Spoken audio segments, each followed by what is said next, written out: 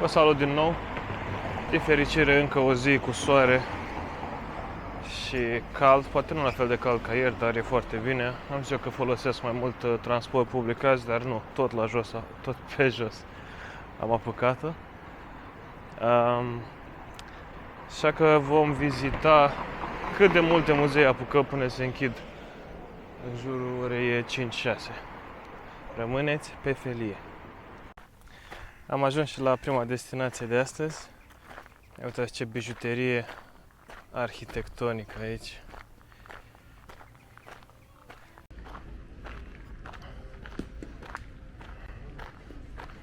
Joacă lumea aici, petanc, peste tot. Nu știam ce cu vânzoleala asta în mijloc. Oricum, să vă zic câte ceva despre turnul ăsta.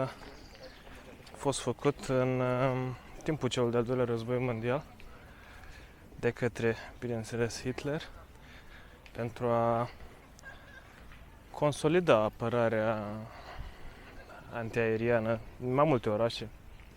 În Viena au fost construite 6 astfel de turnuri.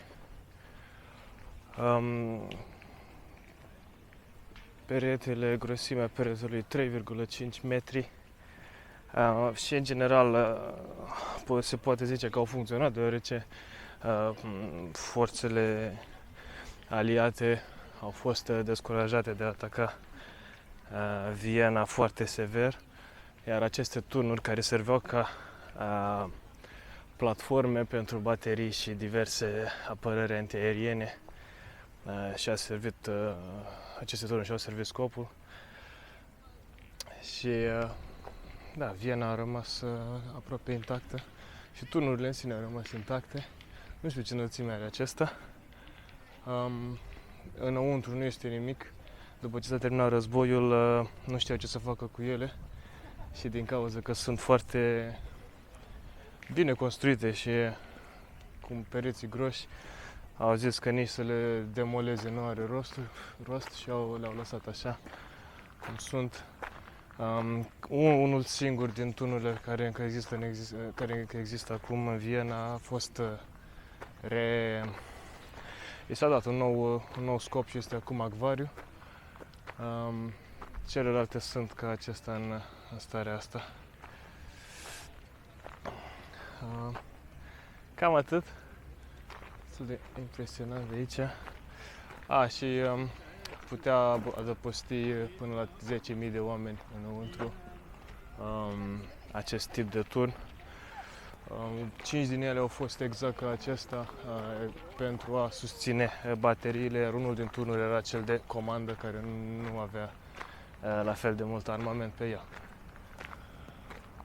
Cam atât e ce vă pot spune despre această mirifică construcție. Cred că mă voi așeza puțin în parc aici. Foarte frumos, duminică la soare, toată lumea a ieșit. Așa că mă voi odihni și eu puțin până să o iau la picior la următoarea noastră destinație.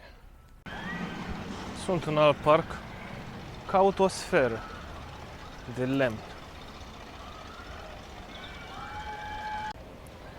Cred că am găsit-o. Știu că nu se poate intra, dar vreau să mă apropii mai mult de ea.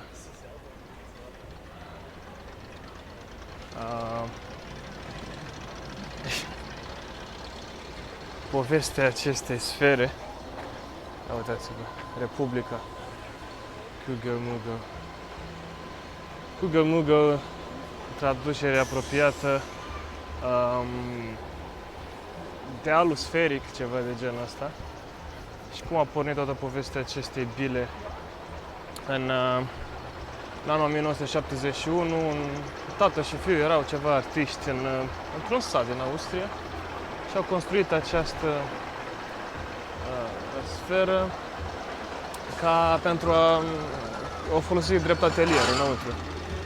La ceva timp după, autoritățile din satul lor le-au spus că nu au voie cu clădiri sferice în oraș, în sat. Așa că ei au protestat, au declarat pământul din prejurul sferei ca sat autonom, separat, au pus semne de stradă diferite față de cum era un sat. Iar apoi nu s-au înțeles, în fine, la un moment dat, chiar în 79, bătrânul s-a dus și la pușcărie 10 săptămâni din cauza acelor semne care au fost puse ilegal, semne de stradă. În 1980, ministrul culturii din Austria a propus să relocheze această sferă în Viena, în acest parc, și li s-a promis și apă, legat la curent, legat la canalizare. N-au primit nimic din toate acestea, iar atunci cei doi, tatăl și fiul, au încercat să declare această sferă stat federal separat în cadrul Austriei, de aceea și semnul la intrare cu Republica. S-au oprit din a plăti taxe, și-au bătut propria monedă, propriile timbre. În fine, și disputa a rămas oarecum în aer, bila aceasta a rămas aici și cam asta e povestea acestui atelier, acestei bile de 7,5 metri în diametru. Am făcut ce am făcut și am ajuns iar aici, la clădirea noastră preferată din Viena, ciudățenia de seară. Pentru că undeva în zonă este un muzeu al falsurilor artistice. Nu știu la ce să mă aștept înăuntru, sper să fie vreo Mona Lisa falsă, din asta, vreo sculptură, nu știu, dar să văd dacă găsesc intrarea și vă arăt cum e înăuntru, dacă mă lasă să filmez.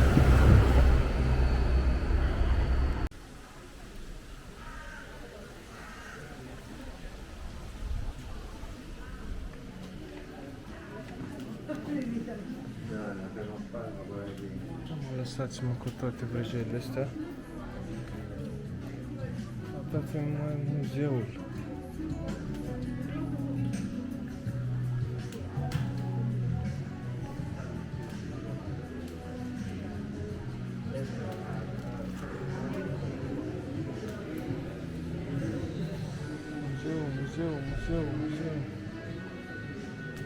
Muzeu.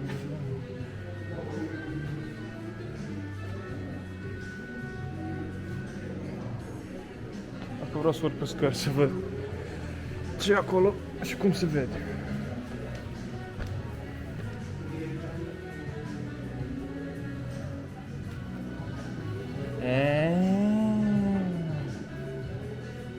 Muzeu, cred, intrare gratis.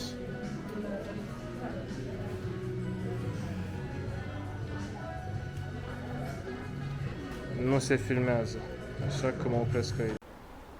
Deci, nici ăla nu era muzeu, era un magazin cu prostii frumos colorate. Așa că cine mi-a dat direcții la muzeu n-a avut dreptate sau nu a fost corecte. Deci prima regulă în viață, încredere în nimeni. Mă pun iar pe turta mea și trebuie să găsesc muzeul ăsta, că sunt și încăpățânat. Dacă am venit până aici, nu plec fără să-l văd.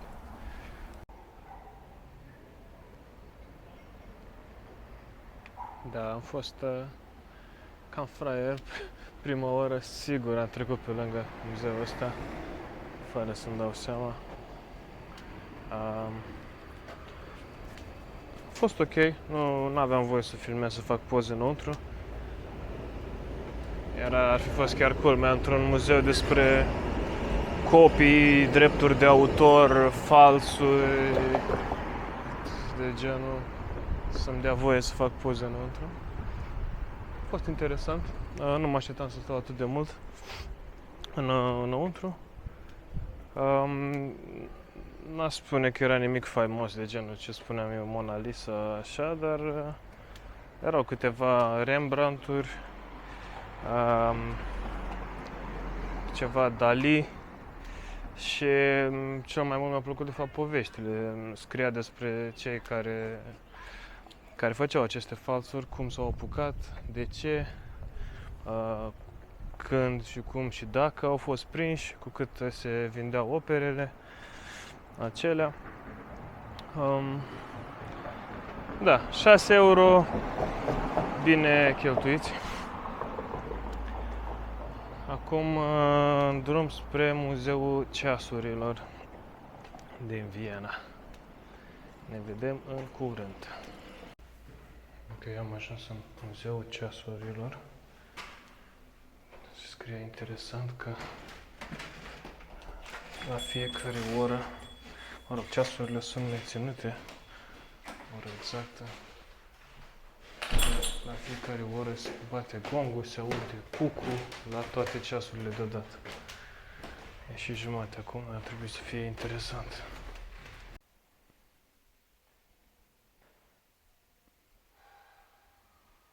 Dita mai hard ghiile.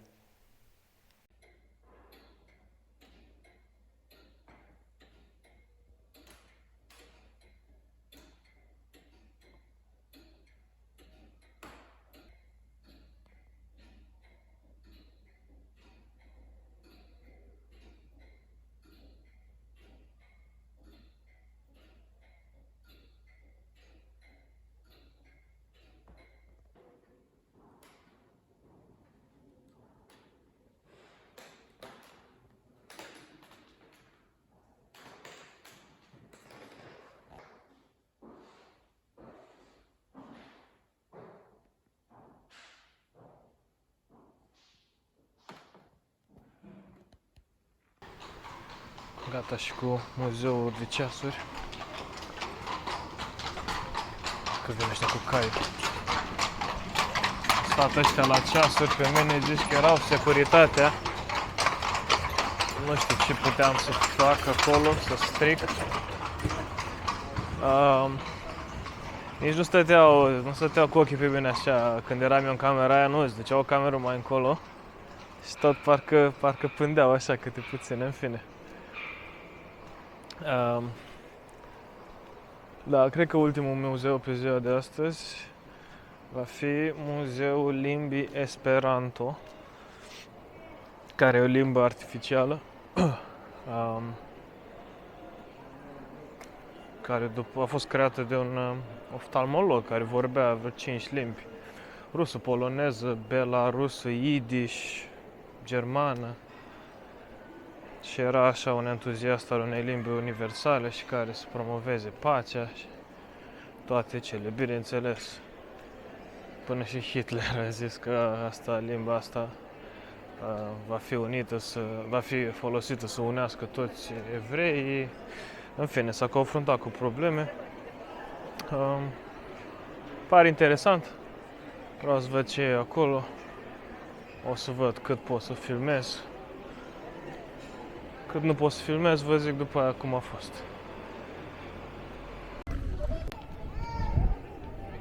Ia auzi, norocul meu, intrarea gratis astăzi.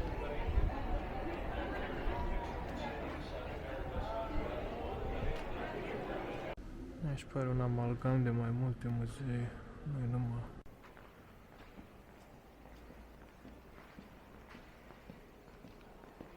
Asta e Esperanto. Și am intrat. Nu pare să zică nimic despre făcut videoclipuri. Doar să nu fac poze cu flash. Puțin despre turnul Babel și aici ceva postere și alte documente.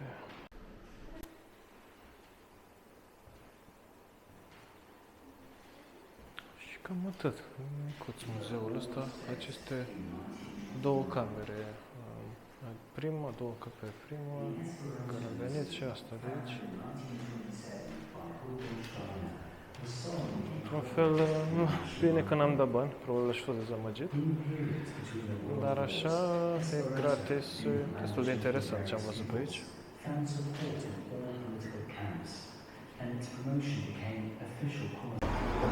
Gata, am prins româneală, 2 la preț de 1. Bine, din ce înțelesem și în zilele normale când se plătește biletul e 2 la preț de 1, Muzeul Esperanto și Muzeul Globurilor. Am dat o fugă în acest Muzeu al Globurilor. Frumos, dar n-aș putea să zic că m-a dat pe spate. E aranjat, decorat frumos, dar globurile fiind globurile pământești, în natura lor, trebuie să pui mâna pe ele, să le învârți, să te uiți într-o parte în alta. N-ai cum, pentru că sunt, bineînțeles, vechi și trebuie conservate și sunt în spatele unor paravane din sticlă, așa că mai multor te uiți de la distanță, citești ce e de citit. Erau 4 sau 5 încăperi, niște globuri interesante din vechi, de prin anii 1400, când încă nu cunoșteau toate detaliile geografiei. Nu știau de existența Americii și toate detaliile. Până am văzut globuri lunare cu ambele fețe ale lunii și câteva chestii interesante, dar în 15-20 de minute am văzut tot. Dar mă bucur că am făcut-o și pe asta. Deocamdată nu știu unde să îmi cumpăr niște apă, pentru că duminica e închis aici. De fapt, cred că am mai spus asta. Și nu sunt chioșcuri să-mi iau și o apă. Și nici țâșnitori nu prea sunt. Da, ne descurcăm. Cămile. Gata, m-am scos. Am găsit țâșnitori.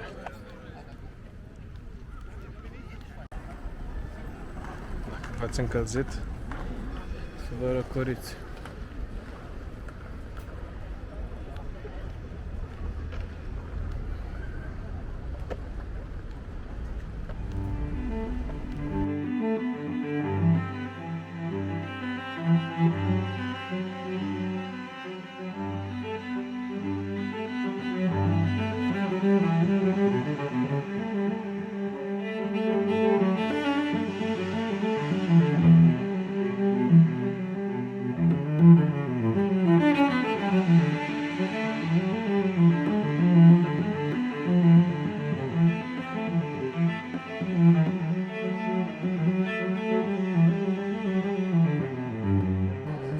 Haideți că am făcut cum am făcut și am mers și azi vreo 20.000 de pași, chiar și cu transportul public.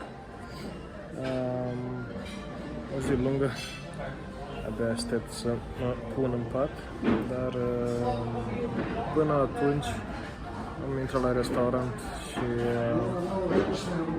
mi-am comandat o bere, cum se cuvine, și un desert care tocmai a venit. Strudel cu înghețată și cu zahăr pudră complet și cu cremă și, bineînțeles, o bere Stiegl. Cam atât despre mica noastră excursie în Viena. Astăzi s-a stricat vremea, am avut noroc cât am avut noroc și azi m-am trezit pe ploaie. Am venit direct la gară, sunt în tren, aștept să plece către Bratislava, în Slovacia, de unde vă voi prezenta ce e de văzut pe acolo în episodul următor. Vă mulțumesc ca de obicei că ați fost alături de mine și dați like, share, subscribe, ce vreți voi, și vă aștept data următoare la Cu Trai Stă în Băț.